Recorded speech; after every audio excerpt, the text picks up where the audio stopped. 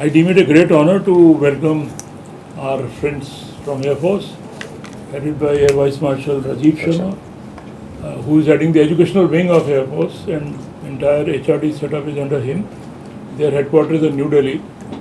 Though I am very familiar with the defense setup, let me tell you, in fair sense of the word, if you ask me about these medals and whatever, I'll be able to tell you. Ranks, their structure, the structure in a country, what way they are trained, where are they trained, what is their length, what are the course contents. I think I'll probably can go on and on.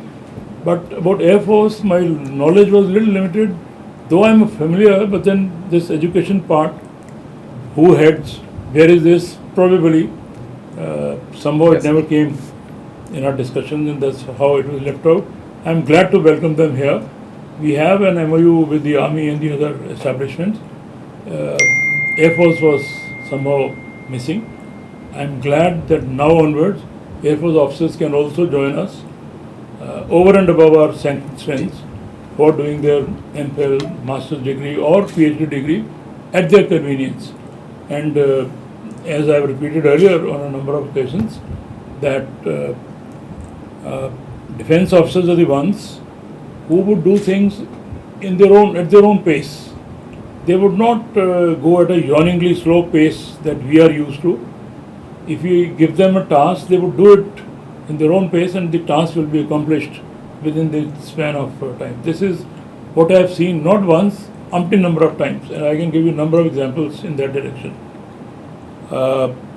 This modeling exercise that we do it in NCC is an example to be given, that when we tell them, our model instructor, that this is what you have to teach, and they have to come out with a model of INS Betwa or INS Rajput, he will never say, sir, I don't have material, I need 2 months. If he say 1 day or 10 days or whatever time, he does it. Whatever way, wherever he gets the resources, it is his outlook. That's what I'm saying, that they are used to that kind of a structure. And just one more example I'll give you. Defense Services Staff College that we have at Wellington, near which our CDS died in an aircraft chopper unfortunate accident. That's the place where this Defense Services Staff College is there. And this is the only institution in the world where after a training of 9 months, they are given master's degree. Yes. The reason for this relaxation is that we are of the opinion that when defense officers do their course there, they do in their own way, in their own time. So there is not even a minute is wasted. That's why whatever they do in 9 months there, probably elsewhere that much, people will not be able to do it even in 2.5 years, 3 times that time. So we give regard because of their ability and timekeeping sense, and that is what has resulted in the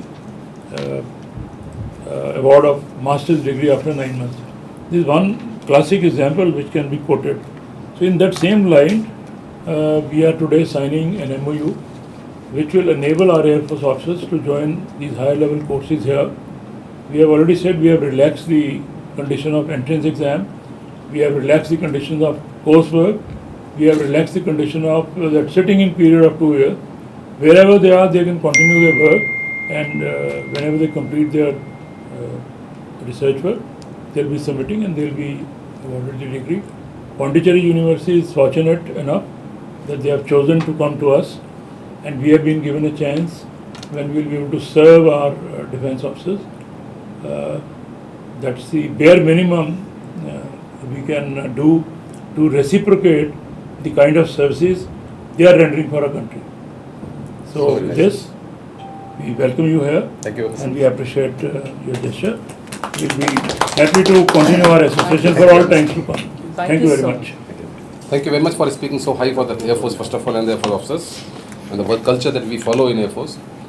On behalf of the entire Indian Air Force and the Chief of the Air Staff, I convey my gratitude, regards, Professor Gurmeet Singh, and all the dignitaries present here in this hall. Today is a very, very important day for the Indian Air Force. Since the time we started journey of having linkages between the Indian Air Force as well as the academia. And this MOU particularly is really path-breaking because it is not the first of its kind.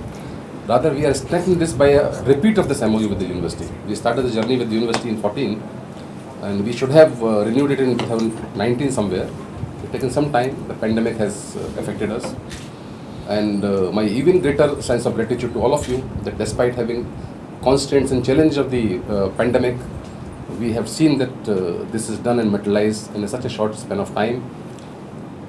This MOU enables the Air Force personnel to upgrade themselves, upskill themselves in the emerging and that newer domains, and it will certainly contribute in their war-fighting capabilities and the way in future the wars are going to be fought.